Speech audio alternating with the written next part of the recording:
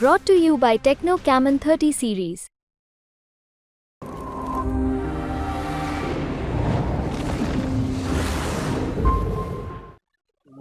ચૂંટણી એ લોકશાહીનું પર્વ છે અને લોકશાહીના પર્વમાં જનાદેશ હંમેશા સર્વોપરી હોય છે.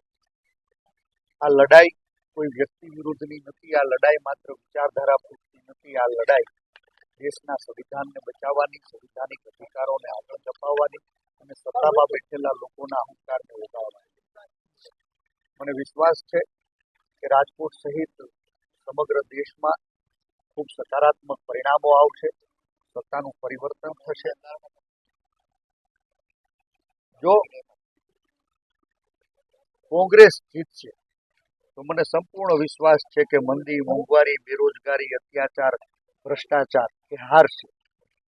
રખેને જો ભારતીય જનતા પાર્ટી જનાદેશ મેળવવામાં સફળ થઈ તો આ દેશની માટે આવતા 5 વર્ષ ખૂબ કપરા હશે. ભારતીય જનતા પાર્ટી જીતશે તો એ સત્તાનો અહંકાર છે. ઇન્ડિયા ગઠબંધન આગળ ચાલી રહ્યું છે પરેશભાઈ. ઘણી જગ્યાએ ઇન્ડિયા ગઠબંધન મને સંપૂર્ણ વિશ્વાસ છે કે દેશના લોકોએ સત્તા પરિવર્તનનો સંકલ્પ કર્યો છે.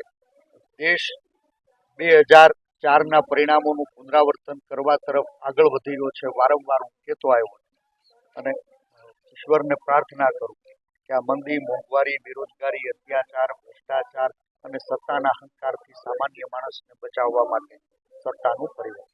ધન્યવાદ.